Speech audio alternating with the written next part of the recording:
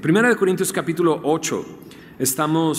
Terminamos el capítulo en el que Pablo responde la pregunta acerca del matrimonio, la pregunta acerca de si era mejor dejar a la mujer si conociste a Cristo siendo casado, y todas estas preguntas que estuvimos resolviendo durante estas últimas 3 semanas. Pero ahora estamos entrando a una sección del capítulo 8 al capítulo 10 donde se habla acerca de la libertad cristiana, acerca de la libertad que tenemos en Cristo. Así es que estaremos durante estas 3 semanas hablando de siendo sabio usando mi libertad, siendo sabio usando mi libertad. Y dice así el capítulo 8. Quisiera leerlo por completo y luego regresar a meditar en cada porción de este capítulo. Dice 1 Corintios 8, verso 1. En cuanto a lo sacrificado a los ídolos, sabemos que todos tenemos conocimiento. El conocimiento envanece, pero el amor edifica. Y si alguno se imagina que sabe algo, aún no sabe nada como debe saberlo. Pero si alguno ama a Dios, es conocido por Él. Acerca pues de las viandas que se sacrifican a los ídolos, sabemos que un ídolo nada es en el mundo y que no hay más que un Dios. Pues aunque hay algunos que se llamen dioses, sea en el cielo o en la tierra, como hay muchos dioses y muchos señores, para nosotros, sin embargo, solo hay un Dios, el Padre, del cual proceden todas las cosas, y nosotros somos para Él, y un Señor, Jesucristo, por medio del cual son todas las cosas, y nosotros por medio de Él. Pero no en todos hay este conocimiento, porque algunos habituados hasta aquí a los ídolos comen como sacrificado a los ídolos, y su conciencia, siendo débil, se contamina. Si bien la vianda no nos hace más aceptos ante Dios, pues ni porque comamos seremos más, ni porque no comamos seremos menos, pero mirad que esta libertad vuestra no venga a ser tropezadero para los débiles. Porque si alguno te ve a ti que tienes conocimiento, sentado a la mesa en un lugar de ídolos, la conciencia de aquel que es débil ¿no será estimulada a comer de lo sacrificado a los ídolos? Y por el conocimiento tuyo, ¿se perderá el hermano débil porque en Cristo murió? De esta manera pues, pecando contra los hermanos e hiriendo su débil conciencia, contra Cristo pecáis. Por lo cual, si la comida le es a mi hermano ocasión de caer, no comeré carne jamás, para no poner tropiezo a mi hermano, ¿no? Y lo lees y dices, ¿y de qué está hablando Pablo? O sea, ¿de qué me está hablando? Esto pareciera bastante lejos de la realidad que nosotros vivimos en nuestro tiempo, pero no es así. Pero primero pongamos el contexto. ¿De qué está hablando Pablo? Pablo está respondiendo una pregunta. ¿Qué hacemos cuando comemos, o qué significa comer de lo sacrificado a los ídolos, ¿no? Esto de lo sacrificado a los ídolos está hablando de cómo en los templos se sacrificaban animales, y esos animales tenían a un lado de los templos paganos, ¿no? Tenían una carnicería. Era tantos los sacrificios que entonces la carne se vendía en ese lugar. Era un lugar económico para comprar carne, pero también un lugar donde la carne estaba muy fresca para comprar, ¿no? Y entonces, dentro de la cultura de esa época, el comprar carne en ese lugar era bastante común. Bueno, comprar la carne, no era común comer carne, ¿verdad? Había gente que tenía la posibilidad de comer carne, como había mucha gente que no tenía la posibilidad de comer carne, ¿no? En un diccionario dice de esta manera acerca de esto, dice: la carne se ofrecía a los ídolos antes de que la sirvieran en los comedores de los templos, a menudo como parte de la adoración, o que se le usara para comidas comunitarias. Una parte de la carne que se vendía en el mercado también había sido ofrecida a los ídolos. Quien comía en el templo sabía la fuente donde provenía la carne. El que comía en la casa de algún amigo pagano nunca podía saberlo a ciencia cierta. Y entonces la gente acostumbraba a hacer comidas comunitarias. ¿Y de dónde vas a comprar la carne? ¿Del lugar donde es más caro o del lugar donde es más barato? Pues lógico, del lugar donde es más barato, más fresca, y entonces hacían comidas comunitarias, ¿no? Y de esa manera se comía ese tipo de carne que había sido sacrificada a los ídolos. Pero si tenías un amigo en el trabajo, ¿no?, que no era cristiano, era pagano, adoraba a otro Dios y te invitaba a su casa y de repente dice, ¿sabes qué? Compré una carne que está buenísima, ¿no? Y resulta que esa carne había sido sacrificada a un ídolo y tú no podías, pues ni modo de, oye, ¿y dónde compraste la carne? ¿No? Entonces los judíos, ¿no?, en ciudades como Corinto enfrentaban un dilema. ¿Será malo comer carne sacrificada a los ídolos? ¿Me hará daño? ¿Me contaminará ahora que creo en el Señor Jesús comer carne que fue ofrecida a un ídolo? Y comienzan esas preguntas. Y Pablo está contestando esa pregunta en este capítulo, ¿no? Y tú dices, bueno, pues yo no voy a comprar carne pues en algún templo, ¿verdad? Porque no se hacen el día de hoy sacrificios de animales donde pueda comer ese tipo de carne, ¿no? Pero sí en nuestra cultura hay ciertos momentos en que se nos ofrecen cosas que dices, ¿en serio? ¿No? Y acercándose noviembre, ¿no? En el Día de los Muertos, pues hay pan de muerto. ¿A quién le gusta el pan de muerto? A mí me encanta el pan de muerto, la verdad, es delicioso. Y lo comen, ¿verdad? ¡Pecadores! No, no es cierto, espérame. Vamos a responder eso, pero no solamente eso. Hay situaciones en nuestra vida, ¿no?, que rayan en este punto de lastimar a un hermano, ¿no?, con las acciones que yo hago, ¿no? Y entre esas de repente es, por ejemplo, en algunas iglesias muy tradicionalistas, ¿no?, no puedes ir al cine, ¿no? Y entonces tú como un hermano dices, que no puedo ir al cine. Pues no, tengo libertad de ir al cine, ¿verdad? Pero si de repente un hermano te ve entrando al cine, que él no va al cine por sus razones, ¿no?, y que no entiende que tiene libertad para entrar al cine, lo puedo lastimar. Y ese es el escenario en el que este capítulo se está desarrollando, ¿no? La carne sacrificada a los ídolos. Pero Pablo lo explica muy bien. Espero poder transmitir este mensaje claramente y poder salir de aquí edificados con esta realidad, ¿verdad? En el verso 1 del capítulo 8 entonces me dice, en cuanto a lo sacrificado a los ídolos, en cuanto a lo que me preguntaste, dice, sabemos que todos tenemos conocimiento, ¿no? Conocimiento. La palabra aquí, conocimiento, me habla de un conocimiento, de una realidad o de una verdad espiritual. Se utiliza a través de la Biblia, en el griego de la palabra es gnosis, ¿no? De donde viene la palabra ciencia o conocimiento, ¿no?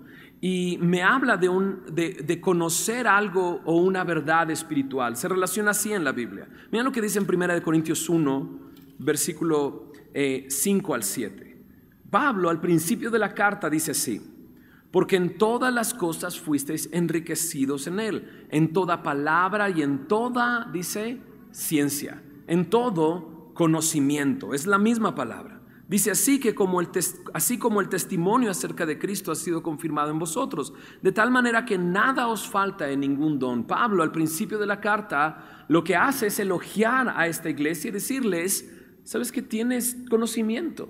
En ti hay conocimiento, no te hace falta ningún don. Dios te ha enriquecido con conocimiento. Eso es lo que les está diciendo. Entonces Pablo, al llegar a esta pregunta, él dice, sabemos que todos tenemos conocimiento. Esta palabra, conocimiento. Y en el verso 4 al 6, ahorita vamos a llegar ahí, me describe cuál es el conocimiento en específico acerca de este tema que ellos tienen un conocimiento de una verdad espiritual, ¿no? Pero el versículo 1 me dice, el conocimiento envanece, pero el amor edifica. Checa esto, el conocimiento envanece, pero el amor, dice, edifica. El conocimiento solo, en sí solo, sin amor, lo que dice aquí es que envanece. Porque el conocimiento sin amor hace que a la otra persona le digas, tú no conoces esto, porque yo sí tengo este conocimiento, tú no lo tienes, y entonces solo el conocimiento lo único que hace es envanecerme. Pero checa el versículo 2 porque es interesante. Dice, y si alguno se imagina que sabe algo, aún no sabe, ¿qué dice? Nada, como debe saberlo, ¿no? Entonces Pablo incluso dice, o sea, el conocimiento solo envanece. Y es más, el conocimiento, si tú crees que tienes conocimiento, en realidad no sabes nada. El conocimiento en sí solo, ¿no? O sea, una persona que dice, hey, yo conozco todas las cosas, es muy fácil darse cuenta que no sabe nada. Porque si en realidad tienes conocimiento, y como vamos a ver en unos momentos, en realidad nunca llegarías a decir, yo lo conozco todo. ¿Ok? Mira, la palabra en el verso 2 que me habla de saber algo, ¿te das cuenta ahí? Checa, dice, si alguno se imagina que sabe algo, aún no sabe nada como debe saberlo. Son 3 verbos que me hablan de saber o de conocimiento. El primer verbo me habla de conocer o de percibir o de reconocer. Y me habla de un conocimiento intuitivo,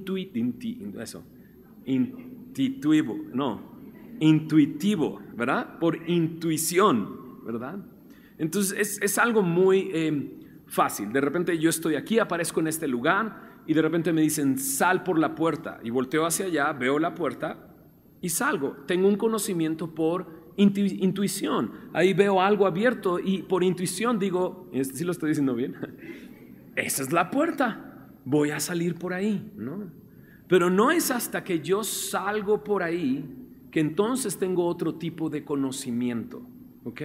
Del cual me habla el segundo y tercer verbo. Entonces me dice, si alguno se imagina que sabe algo por intuición, aún no sabe nada por experiencia como debería de saberlo por experiencia. Esas son 2 palabras distintas. Entonces la primera palabra me habla de esto y la segunda palabra me habla de conocer por relación. Ahora ya abrí la puerta, la toqué y pasé por ella, entonces tengo un conocimiento experimental de haber pasado por esa puerta. Entonces Pablo está haciendo la diferencia entre estos 2 tipos de conocimiento. Ahora lo interesante es que hay varios ejemplos acerca de este conocimiento por experiencia, no por intuición. Todos tenemos ese tipo de conocimiento, pero el conocimiento por experiencia es otro tipo de conocimiento, el cual tiene ejemplos en la Biblia. Acompáñame a Juan capítulo 8. Espero ser claro en lo que estoy hablando el día de hoy, espero no revolverte, ¿no? Pero es muy interesante poder conocer y saber estas cosas. Mira lo que dice Juan capítulo 8, verso 31. Dijo entonces Jesús a los judíos que habían creído en él: si vosotros permanecéis en mi palabra, seréis verdaderamente mis discípulos. Y dice, ¿y qué dice? Conoceréis la verdad y la verdad os hará libres. Esta palabra conocer me habla de conocer por experiencia. Esto de, conocer por experiencia. ¿Cómo que conocer la verdad? ¿Cómo conocer por experiencia la verdad? El mismo ejemplo lo explica. Mira lo que dice el verso 33. Le respondieron: linaje de Abraham somos, jamás hemos sido esclavos de nadie. ¿Cómo dices tú, seréis libres? Dice Jesús, le respondió: de cierto os digo que todo aquel que hace pecado, esclavo es del pecado. Y el esclavo no queda en la casa para siempre, el hijo sí queda para siempre. Así que si, ¿qué dice? El hijo os libertare, seréis verdaderamente libres. El texto me dice, Jesús al principio, conocerás la verdad y esa te hará libre. Pero más adelante me dice que si el hijo os libertare, seréis verdaderamente libres. Entonces, ¿a qué está comparando Jesús? A la verdad. La verdad la está comparando ¿con quién? Con el hijo. Es más, Jesús dijo: yo soy el camino, la verdad y la vida. Aquí el conocer me habla de una experiencia, conocer a Cristo de una manera experimental, viniendo a tener una relación conmigo. Entonces eso me da libertad, eso me hace libre, el conocimiento por experiencia del Señor Jesús.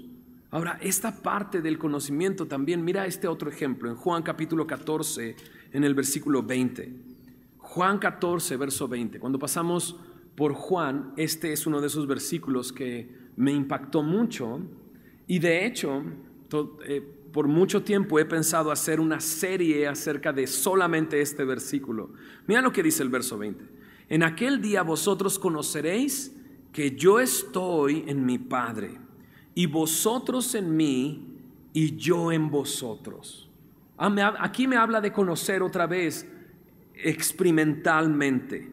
Dice, ustedes conocerán que yo estoy en el Padre, en mi Padre, y conocerán que vosotros están en mí, y conocerán que yo estoy en vosotros, ¿no? Ahora, aquella persona que tiene una relación con Cristo entiende este versículo y dices, ay, entonces no tengo ninguna relación con Él. No, espérame. Ojo, es padre, la iglesia es algo bello. La iglesia dice la palabra de Dios que Él ha establecido pastores y maestros, profetas, apóstoles, evangelistas, para edificar a la iglesia y para llegar a la unidad de la fe. Eso es interesante, a la unidad de la fe, a que todos creamos en lo mismo, que tengamos la misma fe, ¿no? Cuando me habla este versículo de esto, aquellos que hemos experimentado cómo Cristo está en mí, Cristo en mí. ¿Recuerdas algún versículo que me hable de Cristo en mí? ¿Alguien se acuerda?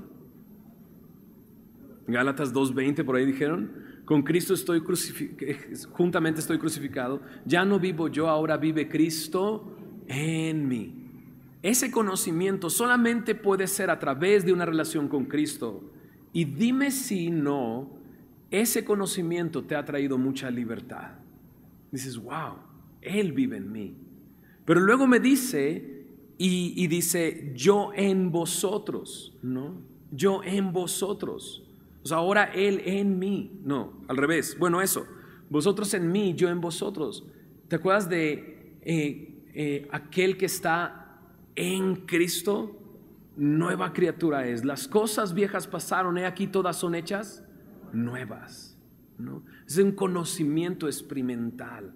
Cuando llegas a entender este versículo, te da libertad y dices, wow, Él vive en mí y yo estoy en Él. Él está en el Padre.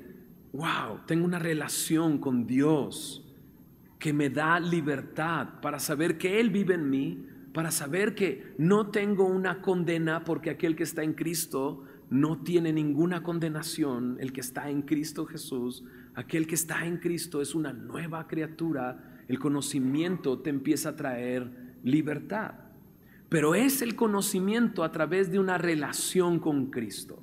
Entonces Pablo dice, ok, tienen un conocimiento, ¿no? Pero aquel que dice que sabe algo en realidad no sabe nada como debería de saberlo. Porque si una persona conoce a Cristo de esa manera, hay algo por encima del conocimiento. ¿Recuerdas que dijo, el conocimiento envanece y el amor edifica? El conocimiento sin amor destruye y lastima. El conocimiento con amor edifica. Y entonces me dice ahí en el verso 8, el amor, dice, edifica. Conocimiento más amor produce edificación. Ahora, ¿cómo puedo llegar a ese conocimiento? Mira lo que dice el verso 3 y me encanta. Pero si alguno ama a Dios, ¿qué dice? Es conocido por Él. Si alguno ama a Dios, es conocido por Él, ¿no? Y entonces dices, ok, ¿qué es mejor? ¿Conocer a Dios o que Dios te conozca? Híjole, ¿no? Tengo una canción que escribí hace años, ¿no? Y entendiendo esto de ser conocido por Dios, porque mira, dice en Gálatas, por ejemplo, en el capítulo 4, Gálatas 4, versículo 9, me dice, mas ahora conociendo a Dios, o más bien siendo conocidos por Dios. Wow, ¿no?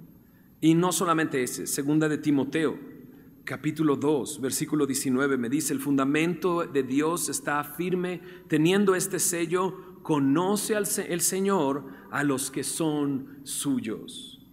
De repente es wow, o sea, hay una relación, no nada más de yo conocerle, sino Él me conoce. El que ama a Dios es conocido por Dios. En otra versión dice, pero la persona que ama a Dios es a quien Dios reconoce, es a quien Dios conoce. Aquel que ama a Dios, lo conoce. Y el amor es lo que me lleva a conocer a Dios. Mira un par de versículos. Primera de Juan, capítulo 4. Primera de Juan, capítulo 4, versículo 8 me dice, el que no ama no ha conocido a Dios, porque Dios es amor. ¿Te das cuenta que el conocimiento está unido en este versículo al amor? Dios es amor. Entonces el que conoce a Dios, entonces ese sí puede amar. Porque si no amamos es porque no hemos conocido a Dios, ¿no? Entonces eso es interesante, ¿no? El amor unido al conocimiento, el amor va de la mano del conocimiento. Y entonces Pablo, al estar explicando esto de la libertad, el conocimiento me da libertad, pero si ese conocimiento que me da libertad es ejercido sin amor, puedo lastimar a mi hermano.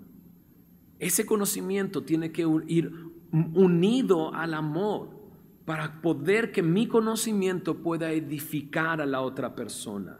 Si no, solamente el conocimiento lo que va a hacer es envanecerme.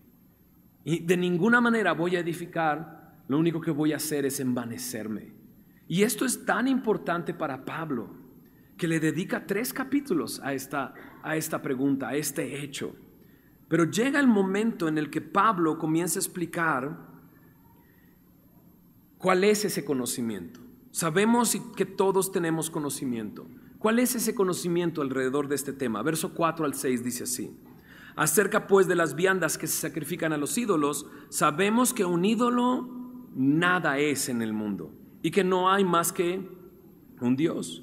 Pues aunque haya algunos que se llamen dioses, sean en el cielo o en la tierra, como hay muchos dioses y muchos señores, para nosotros sin embargo solo hay, ¿qué dice? Un Dios, el Padre, del cual proceden todas las cosas, y nosotros somos para Él, y un Señor, Jesucristo, por medio del cual son todas las cosas, y nosotros somos por medio de Él. Este es el conocimiento acerca de este tema. El conocimiento es este: un ídolo no es nada. Un ídolo en realidad no es nada, me lo dice aquí en el verso 4, y me lo compara con una cosa. Mientras un ídolo no es nada, no hay más que un Dios. Y el verso 6 me dice quién es ese Dios, el Padre, y ese Señor, el Hijo, Jesucristo. Hay un solo Dios. Ese es el conocimiento que tienen acerca de este tema. Entonces la persona que tenía este conocimiento va y compra carne en ese lugar y la disfruta con mucho gusto. Y dice, ¿qué? O sea, dice, pero esta carne fue sacrificada. ¿Y qué? Un ídolo no es nada, ¿no? Y todo procede de Dios. Esta carne es provisión de Dios y me la puedo comer y no pasa absolutamente nada. ¿Por qué? Porque tiene el conocimiento. Un ídolo no es nada en este mundo, pero hay un Dios, el Padre. De Él proceden todas las cosas, en Él somos. Hay un Señor, Jesucristo, dice, por medio del cual son todas las cosas, y nosotros por medio de Él. Y entonces al tener este conocimiento, la gente iba, compraba, consumía y no pasaba absolutamente nada, porque aun cuando fuera ofrecido a un ídolo, ellos sabían, ese ídolo no es nada. Más adelante, mira, en 1 Corintios 10, en el verso 19, me dice Pablo, ¿qué digo pues? ¿Que el ídolo es algo o que sea algo lo que se sacrifica a los ídolos? ¿No? Y Pablo va a contestar esa pregunta en el capítulo 10, pero yendo hacia atrás en Isaías, por ejemplo, en el capítulo 44 de Isaías, en el versículo 8 y 9, me dice una realidad acerca de los ídolos y una realidad acerca de Dios. Me dice ahí en Isaías 44, verso 8 y 9, dice, no temáis ni os amedrentéis, no te lo hice oír desde la antigüedad y te lo dije, luego vosotros sois mis testigos, no hay Dios sino yo. No hay fuerte, no conozco a ninguno. Y luego hace el contraste. Los formadores de imágenes de talla, todos ellos son vanidad. Y lo más precioso de ellos para nada es útil. Y ellos mismos son testigos para su confusión de que los ídolos no ven ni entienden. La comparación es muy clara. Hay un Dios y solamente hay un fuerte, no se le conoce a nadie más, y un ídolo en realidad no ve ni entiende, son todos ellos vanidad, son algo vacío. Entonces para el cristiano tener este conocimiento era muy claro.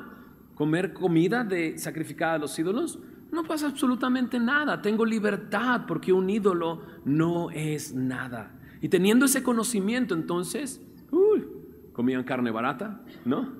Carne fresca, ¿no? Y listo. Pero el capítulo 8 de Primera de Corintios no se trata de tener ese conocimiento, sino de cómo uso ese conocimiento. Ese conocimiento me trae libertad, pero ¿cómo uso esa libertad frente a mis hermanos? Yo tengo esa libertad de ir y comer de ahí y no pasa absolutamente nada. Romanos 14 es un capítulo que también habla acerca de este tema.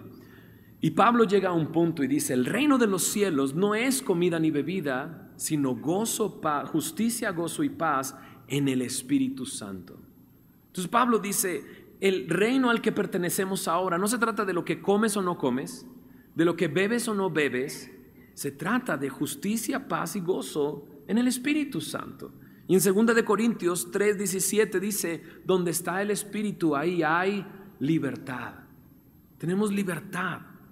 Entonces Pablo llega a ese punto. Este es el conocimiento. Esto es lo que sabemos. Un ídolo no es nada, Dios lo es todo, y entonces tengo libertad. Tengo ese conocimiento que me da libertad.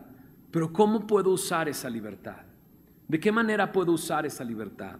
En Gálatas capítulo 5, versículo 13, también Pablo habla de la libertad de la ley, la libertad que tengo de la ley y la libertad que tengo en Cristo, pero me dice claramente qué debo de hacer con esa libertad.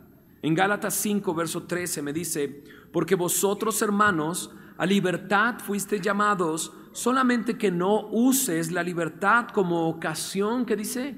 Para la carne. No uses esa libertad para ocasión para la carne, dice, sino servíos por amor, ¿qué dice? Los unos a los otros. Verso 14 dice, porque toda la ley en esta sola palabra se cumple, amarás a tu prójimo como a ti mismo. ¿Para qué se me dio libertad en Cristo? Para servir por amor y para amar. ¿A quién? El que está a mi lado, a mi hermano que está a mi lado. Entonces, regresando a 1 de Corintios capítulo 8, Pablo, después de decir, el conocimiento envanece. Si tú crees saber algo, en realidad no sabes nada como deberías saberlo. El conocimiento que es importante es aquel conocimiento que viene por la relación de amor entre Dios y yo. Y ese conocimiento es este. Los ídolos no son nada, Dios lo es todo, de Él proceden todas las cosas. Tengo libertad para comer de eso, de esa carne que fue sacrificada a los ídolos. Pero luego mira lo que dice en el verso 7 al final. Pero no en todos hay este conocimiento, no en todos hay este conocimiento, porque algunos, dice, habituados hasta aquí a los ídolos, comen como sacrificado a ídolos y su conciencia, siendo débil, se contamina. Checa la palabra conciencia en el resto del capítulo. Si bien la vianda no nos hace más aceptos ante Dios, pues ni porque comamos seremos más, ni porque no comamos seremos menos, pero mirad esta libertad, pues vuestra no venga a ser tropezadero para los débiles. Dice, porque si alguno te ve a ti que tienes conocimiento, sentado a la mesa en un lugar de ídolos, ¿qué dice? Conciencia de aquel que es débil, ¿no será estimulada a comer de lo sacrificado a los ídolos? Y por el conocimiento tuyo se perderá el hermano débil por quien Cristo murió. De esta manera pues, dice, pecando contra los hermanos e hiriendo su débil, ¿qué dice? Conciencia, contra Cristo pecáis. Por lo cual, si la comida le es a mi hermano ocasión de caer, no comeré carne jamás para no poner tropiezo, dice, a mi hermano. Aquí se introduce otra palabra, la palabra conciencia. ¿Qué es la conciencia? Pues Pepe el Grillo, ¿no? Dame un silbidito, ¿te acuerdas de esa canción? La conciencia. ¿Qué es la conciencia? La conciencia es algo que Dios nos ha dado a todos los seres humanos. Y nuestra conciencia, dice en Romanos capítulo 2, versículo 14 y 15, dice, aún los gentiles, aún los que no tienen la ley de Dios, dice, en su conciencia está esta ley, e incluso obedecen esa ley. Hay una ley en nosotros que nos dice, si hago esto, seré acusado. Si hago esto, seré libre, no tendré nada, no tendrán de qué acusarme, ¿no? La conciencia es esa corte, ¿no?, donde se juzgan mis acciones. Eso es la conciencia.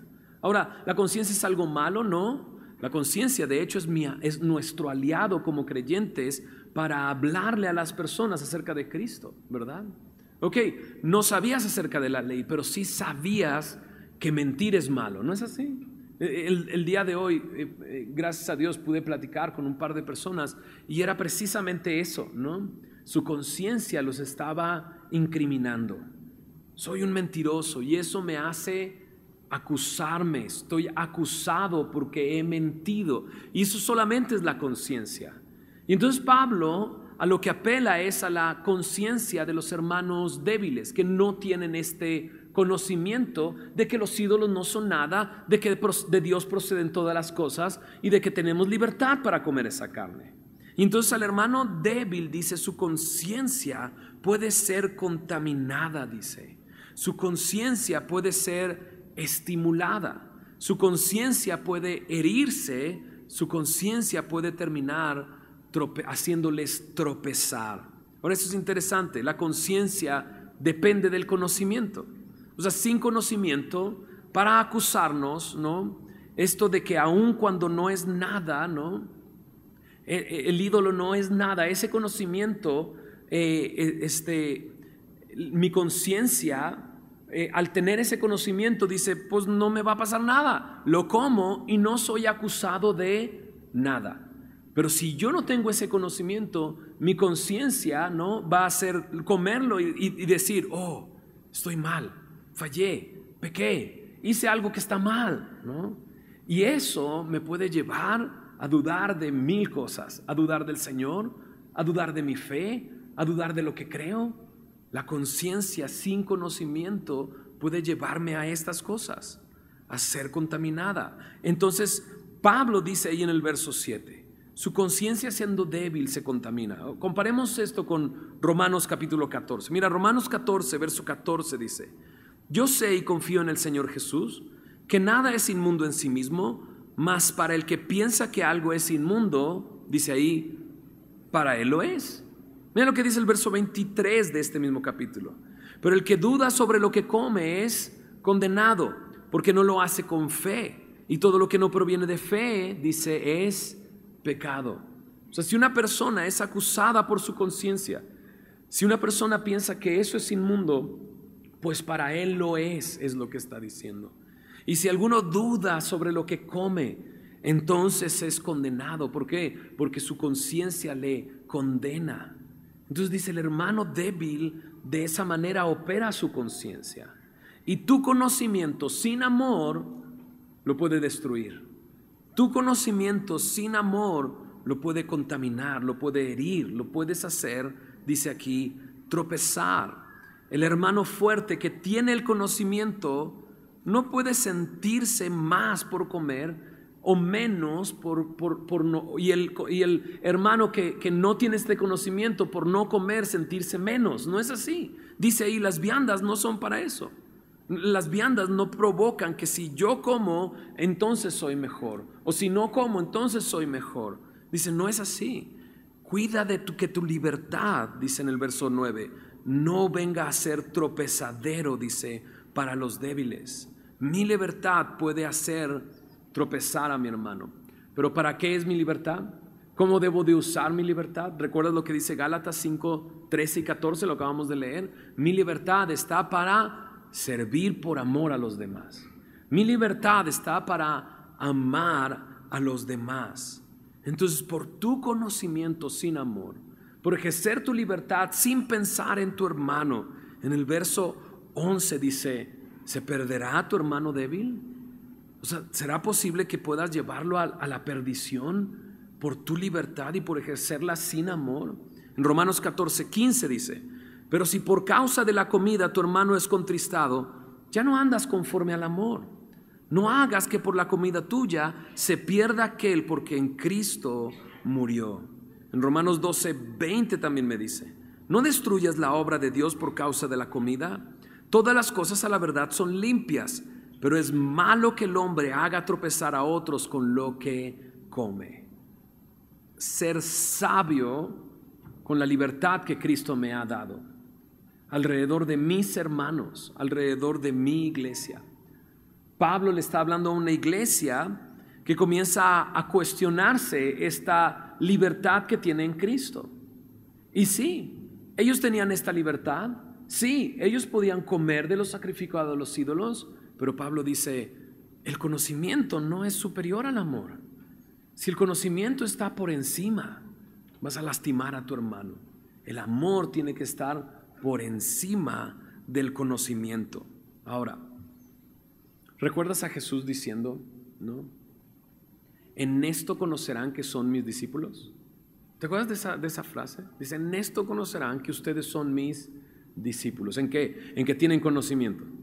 No, en que se aman unos a otros. La característica del creyente, ¿no? Lo que demuestra que alguien es discípulo de Cristo no es que conoce, ¿verdad? Sino que ama. ¿A quiénes? Los demás. Pablo lo dijo. La ley se resume en esto: amarás a tu prójimo como a ti mismo. Amor. Amor es la característica del discípulo. Amor es lo que caracteriza a aquel que sigue a Cristo.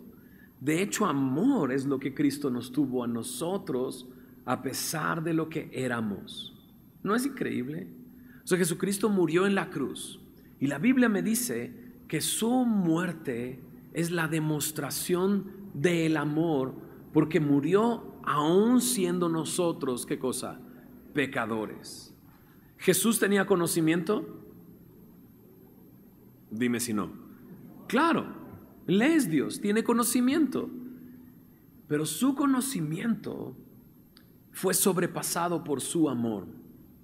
Porque si nos hubiera juzgado por su conocimiento, ¿qué pasaría con nosotros? Pues ninguno de nosotros estaría aquí.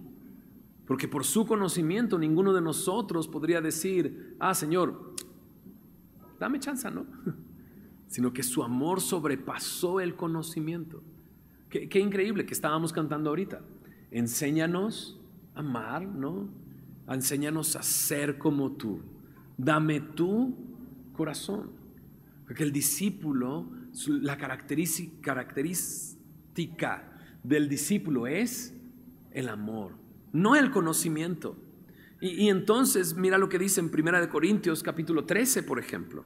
Más adelante dice el capítulo 13 de 1 Corintios, dice: el amor nunca deja de ser, pero las profecías se acabarán, cesarán las lenguas y la ciencia acabará. O sea, llegará un momento en que el amor nunca dejará de ser. Pero la ciencia, el conocimiento acabará. ¿Te das cuenta? Entonces, ¿qué será más importante? ¿Mi conocimiento o mi amor para mis hermanos? Pues es obvio, ¿verdad? El amor. El amor nunca, dice, deja de ser. Ahora, checa este versículo también, Efesios capítulo 3, en el versículo 19. Efesios 3, 19. Pablo está orando por la iglesia de Éfeso. Y al estar orando por la iglesia de Éfeso, hace peticiones muy específicas.